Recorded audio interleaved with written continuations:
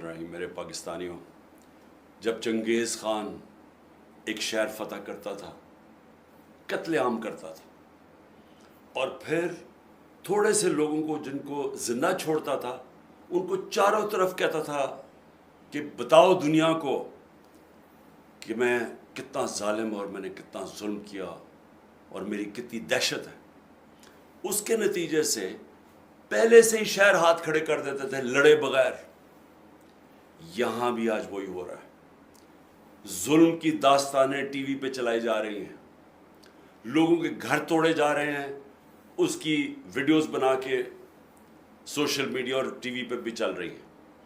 عورتوں سے کبھی اس طرح کا ظلم نہیں ہوا اور ایسی ان سے بے حرمتی نہیں کی گئی جو آج ہو رہی ہے، لیکن وہ سب کے سامنے ہے۔ لوگوں کو سڑک پہ کھڑے ہیں، ان کو اتارتے ہیں، جیلوں میں ڈالتے ہیں۔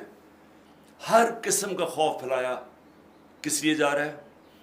کہ عوام کو بتائیں کہ ہمارے سامنے کوئی کھڑا ہوگا تو اس سے اس طرح کا ظلم کیا جائے گا تاکہ عوام غلام بن جائے۔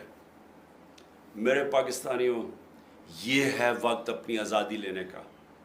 حقیقی آزادی کے لیے ہم سب کو قربانیاں دینی پڑیں گی۔ تھوڑی سی پولیس ہے، 1000 ہے، 70,000 ہے، 80,000 ہے، کتنی ہے؟ 22 کروڑ 23 کروڑ عوام ہے۔